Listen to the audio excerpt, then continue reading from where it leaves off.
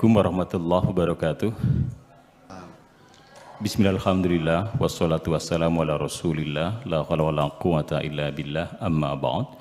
Sobat Hikmat TV berbahagia sekali. Hari ini kembali kita bersama dalam kajian kitab Ra'ayatullah bersama guru mulia kita Buya Syakur Yasin MA, pengasuh Pondok Pesantren Cadang Pinggan Indramayu. Di kesempatan Selasa 5 April 2022 atau bertepatan dengan 3 Ramadan 1443 Hijriah. Oleh karena itu marilah kita bersyukur kepada Allah atas segala nikmat ini. Salawat serta salam semoga juga tetap tercurah limpahkan kepada junjungan kita Nabi besar Muhammad Sallallahu Alaihi Wasallam. Acara ini disiar langsungkan dari Komplek Pendidikan Pondok Pesantren Cadang Pinggan, dan Sobat Hikmat TV juga bisa mengikuti acara ini melalui kanal YouTube KH Buya Syakur Yasin. Dan saya ingatkan saat ini Pondok Pesantren Cadang Pinggan sudah menerima peserta didik baru untuk tingkat pendidikan Madrasah Sanawiyah atau MTS, Madrasah Aliyah atau MA, dan juga Sekolah Menengah Kejuruan atau SMK. Setelah kajian, kita akan membuka ruang dialog dengan teman-teman yang saat ini sudah berada di virtual secara detail untuk memperdalam materi yang akan disampaikan oleh Buya Syakur. Baik, Sobat Hikmat TV, langsung saja sekarang kita akan bersama dengan guru mulia kita untuk memulai kajian kitab Ra'ayatullah pada kali ini. Dan kepada Buya, kami persilahkan. Baik. Assalamualaikum warahmatullahi wabarakatuh. Waalaikumsalam warahmatullahi wabarakatuh. Bismillah tawakkaltu ala Allah, la haula wala quwata illa billah. Asyhadu an la ilaha illallah wa asyhadu anna Muhammadar Rasulullah. Allahumma shalli ala sayyidina Muhammadin wa ala alihi wa sahabatihi ajma'in, ma ba'd. Kita lanjutkan pada halaman 59, poin ke-67. Ya abdu idza ra'aitani fasiwa kulluhu dzanbun. Udah kan? 68. Ya abdu ahbabtuka fahalaltu fi ma'rifatika bikulli syai' fa'araftani wa ankarta kulla syai'. Wahai hambaku, aku benar-benar mencintaimu sehingga aku perkenankan dapat mengetahui apa saja. Nanti setelah engkau mengenalku, maka engkau akan mengingkari apa saja. Ini maksudnya apa? Ini bahasa semacam ini adalah bahasa dalam ya. Dengan kajian kitab Ra'ayatullah ini saya teruji betapa saya ini bodoh sekali. Bukan sekedar aku tidak mengerti maksudnya apa, tapi sampai kepada aku sendiri tidak tahu caranya bagaimana menyampaikan pemahamanku kepada orang lain. Jadi mohon maaf sekali, karena aku sendiri tidak mampu bagaimana membuat Anda jadi paham. Ya, jadi ya gimana? Ya udahlah, raba-raba dalam gelap aja barangkali Anda bisa paham gitu. Paham syukur, paham nggak paham ya udahlah. Tapi penghujungnya ketika Anda tidak paham adalah tetap kesalahan saya. Karena kata Albert Einstein sendiri, ya, penemu nuklir itu sendiri, ketika engkau tidak bisa menyampaikan pemahamanmu kepada orang lain, perlu dipertanyakan, jangan-jangan engkau sendiri belum paham. Aja si Rendel belum paham berarti kan. Jadi kata Tuhan, wahai hambaku, aku benar-benar mencintaimu. Aku benar-benar mencintaimu, wahai hambaku. Sehingga ketika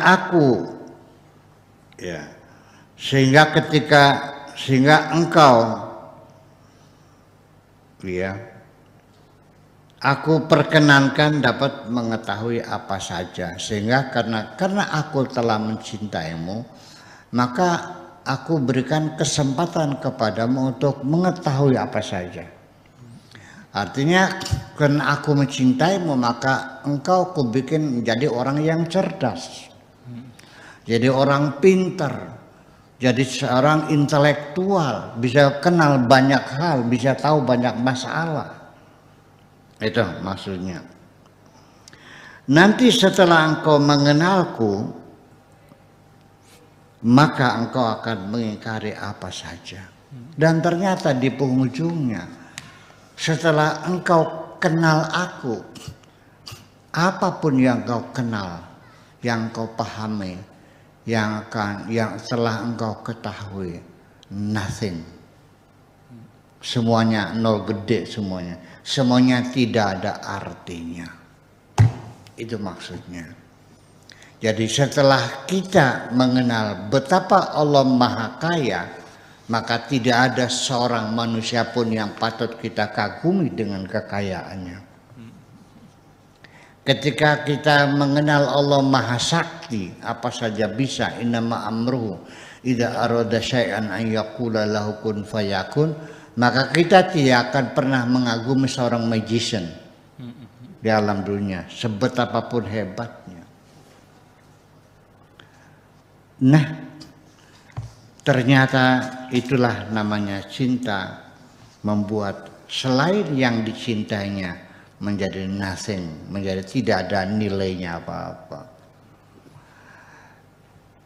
Ya, kita juga kepada seorang kekasih yang cantik jelita, kita mengatakan, setelah aku melihat kecantikanmu, mataku tidak pernah lagi melihat perempuan yang cantik kok. Beli sakabe kan? Semuanya jelek semuanya, nggak ada yang cantik. Iya, karena apa? Tenggelam dalam kecantikanmu semuanya. Itu kira-kira. Jadi artinya bahwa seperti itu. Dulu kita bercita-cita ingin kaya, punya rumah bagus, punya mobil mewah, punya ini, punya. Setelah kita peroleh semua itu, tanpa mengenal Tuhan sekalipun, semua kenikmatan yang kita capai, setelah kita dapatkan, akan berkurang nilainya. Dan lalu kita akan menginginkan yang lain. Percaya enggak? Setelah punya BMW, pengen punya Mercedes enggak? Setelah punya Mercedes, pengen punya Rolls Royce enggak? Setelah punya Rolls Royce, pengen Lamborghini enggak? Dan seterusnya dan seterusnya. Kita tidak pernah puas. Apalagi itu mah sebabnya kita tidak pernah puas karena nafsu kita yang tidak pernah berhenti. Tapi ketika kita mengenal Allah, maka semuanya tidak ada artinya. Iya, maka tidak ada artinya semuanya. Maka engkau akan mengingkari apa saja. Wahai hambaku, 69, ya abdu, idza ra'aitani fakun fil ghaibati. Wahai hambaku, ketika engkau melihatku, maka jadilah engkau dalam kegaiban. Kal jisri, seperti jembatan, ya'buru alaihi, akan menyeberanginya, kullu syai'in, apa saja, wala yaqifu, dan tidak pernah berhenti.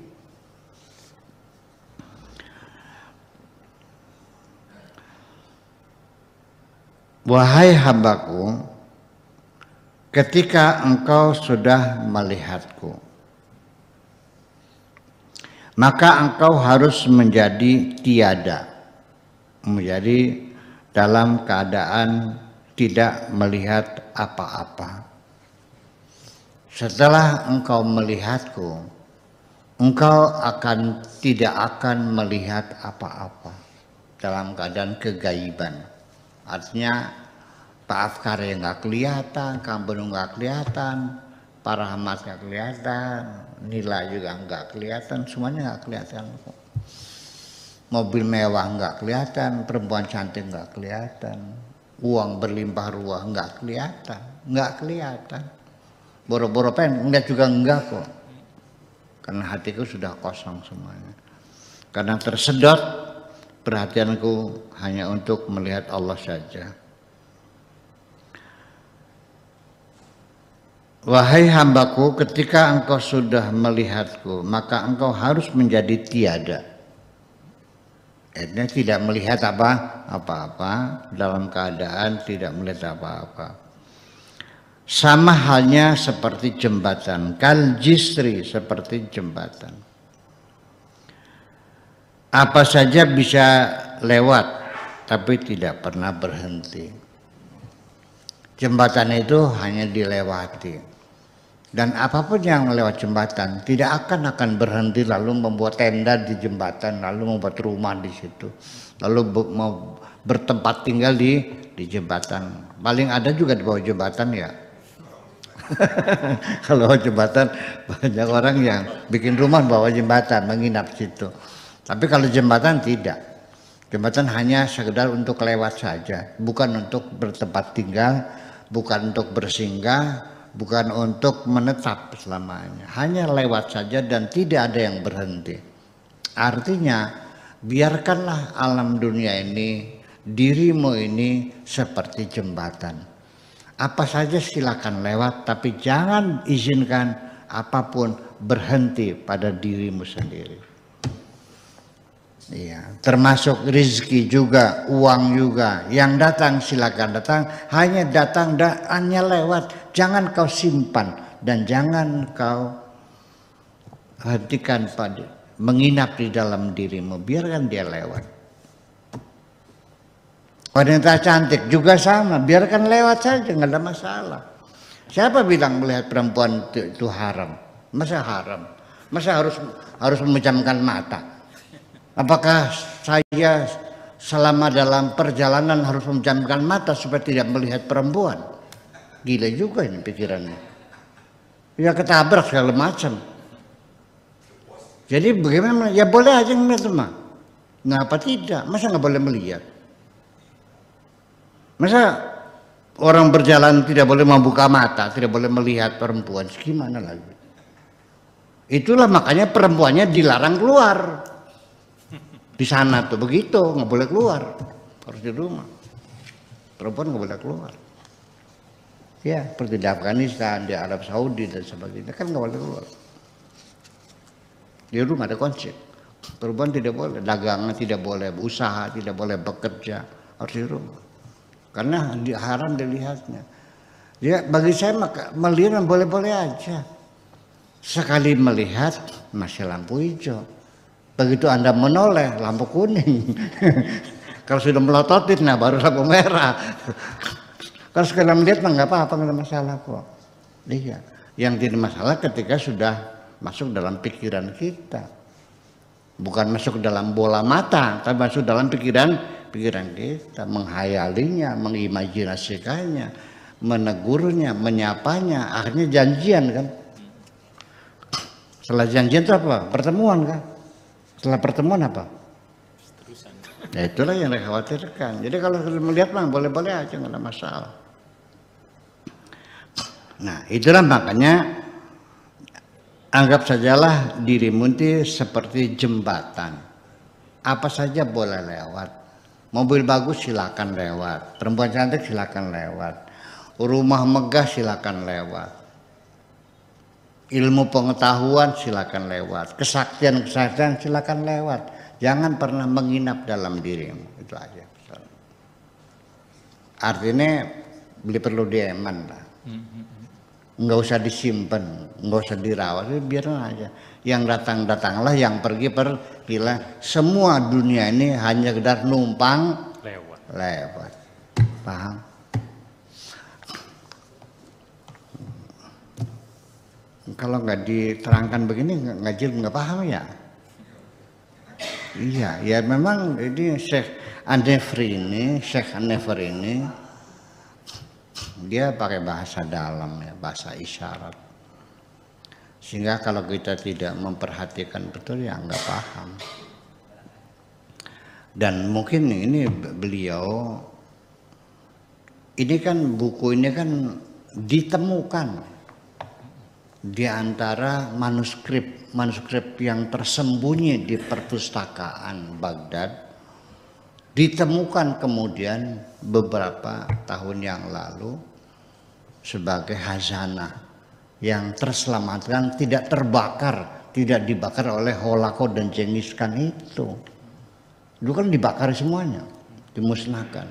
Nah, yang selamatnya ini artinya kita bayangkan betapa kayanya peradaban umat Islam pada zaman itu. Yang terselamatkan saja masih sekian berlimpah ruah, apalagi kalau waktu itu terselamatkan semua tidak dibakar. Ya, nah itu. Nah kemudian di Sadur diberi mukaddimah, dikasih pengantar oleh Mustafa Mahmud, seorang dokter ahli bedah itu tuh. Tapi nggak pernah praktek, dia banyak nulis filsafat aja. Nah, baru meninggal ya 3 tahun yang lalu lah, belum lama meninggalnya Mustafa Mahmud ini. Karena usia sudah lanjut, ya Dr. Mustafa Mahmud, dia berbicara tentang keilmuan Islam dan ini merupakan salah satu karya beliau menghantarkan karangan Syekh An-Nefri. Lanjut, ya abdu al-ikhtilafu bisababid diddiyati, bahwa adanya perbedaan pendapat adalah disebabkan karena adanya kontradiksi, karena adanya paradoksal. Wa ma fi ru'yati diddun, tetapi dalam ru'yah kepadaku, ya dalam melihatku tidak ada kontradiksi, tidak ada yang paradoks. Kenapa jadi orang jadi selalu berbeda pendapat, berbeda sudut pandang, berbeda dan berbeda, berselisih dan bertengkar? Karena di dunia ini mengandung paradoks. Ya, tetapi ketika engkau melihatku, maka engkau tidak akan menemukan paradoks dalam melihatku ini. Ya, pertama-tama kita kaget. Iya. Allah itu al-zahir, tapi Allah juga al-batin. Allah itu al-awwal, tapi Allah juga al-akhir.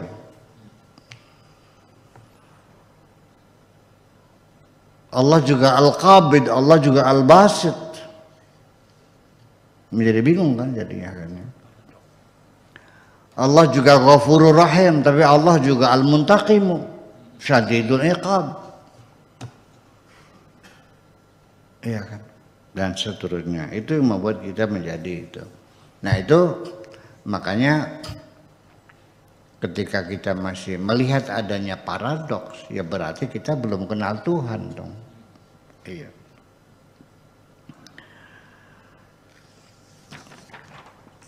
Ya abdu, wahai hambaku,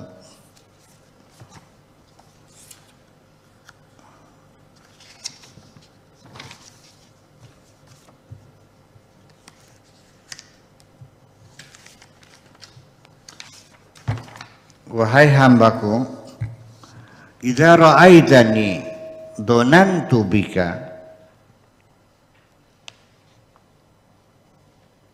ala turuqi ilayya falam uqimka bisiwaya baina yadayya.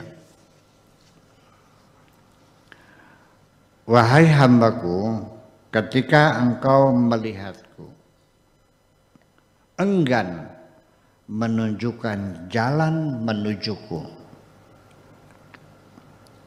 maka tidak akan aku perkenankan siapapun selain aku menyertaimu di hadapanku.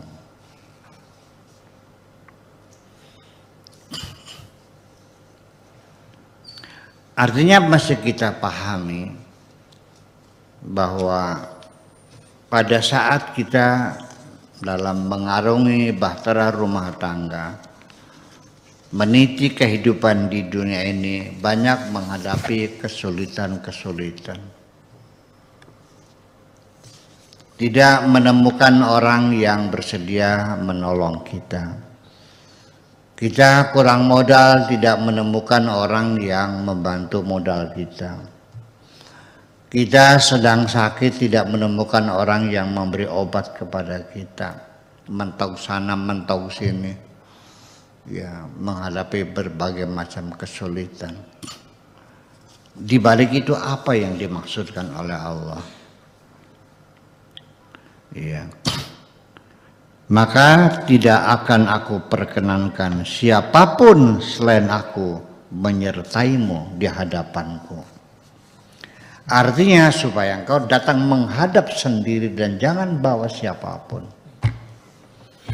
Karena tidak mungkin terjadi kemesraan antara aku dan engkau ketika engkau bawa pasukan, bawa bala Kurawa.